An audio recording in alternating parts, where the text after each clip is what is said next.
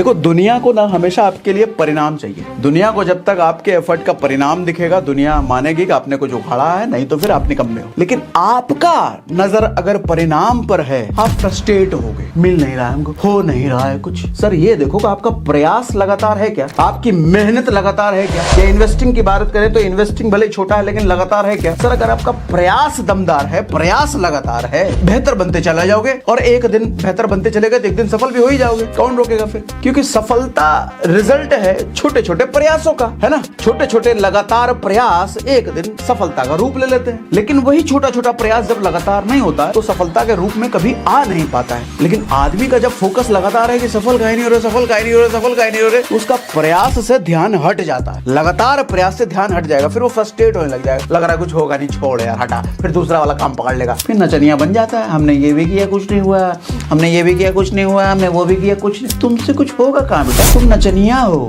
नाचने आए हो धरती पे, थोड़ा इधर नाच लिए, थोड़ा इधर नाच लिए, नचनिया हो, नाचो। सचिन तेंदुलकर नहीं नाचा, पूरी जिंदगी क्रिकेट में झोंका। जाकिर हुसैन नहीं नाचा, पूरी जिंदगी तबले में झोंका। रोनाल्डो नहीं, पूरी जिंदगी फुटबॉल में झोंका। महान आदमी अपनी जिंदगी एक चीज में झोंकता है सर, नचनिया की तरह इधर उधर नहीं करता। वो अपने प्रयासों पर ध्यान रखता है तो एक दिन सफल तो हो ही जाएगा वो। मेरी बात से अग्री करते हो? मुझे चैट बॉक्स पे लिख के बताओ ये अग्री, कमेंट बॉक्स पे लिख के बताओ अग्री अग्री अग्री। मेरी बात से अगर अग्री कर रहे हो तो एक्सपेंस, एक लेसन है एक्सपेंस, ध्यान से समझिए। आज डेटा ये कहता है कि 80% इंडियन मंथ एंड से पहले ही अपनी सैलरी खत्म कर देते हैं। 80%। अच्छा, डेटा ये भी है कि 34% इंडियन एम्प्लॉइज 15 तारीख से अपनी सैलरी खत्म कर देते हैं। 15 तारीख से पहले उनकी सैलरी खत्म हो जाती है। कहां से बनोगे भाई पैसा वाला? ज्यादातर लोगों के मुंह से सुनोगे हमारा पैसा कहाँ चला जाता है पता ही नहीं चलता। कहाँ चला जा रहा है हमारा पैसा पता ही नहीं चलता, पता नहीं कहाँ चला जा रहा है। आजकल मालूम सिर्फ घर के लिए लोन नहीं मिलता, सिर्फ कार के लिए लोन नहीं मिलता, नए नए टाइप के लोन आ गए।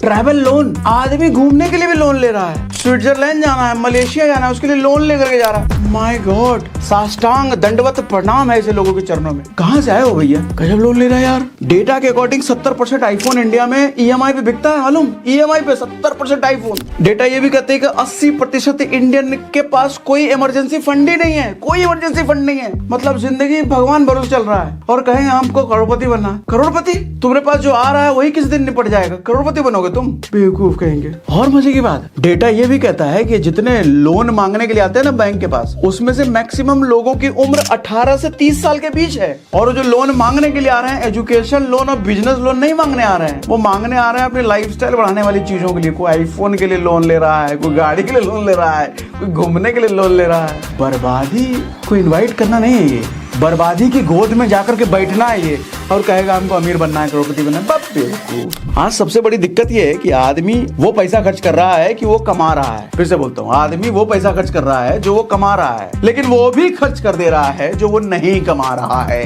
कौन सा? लोन लेकर के।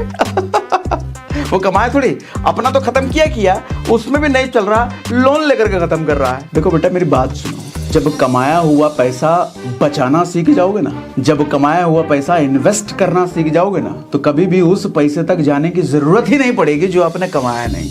ऐसा ही होता है। देखो, समृद्ध होने में और अमीर होने में फर्क है। आज ज्यादातर लोग अमीरी की होड़ में हैं, और अमीरी की होड़ क्यों?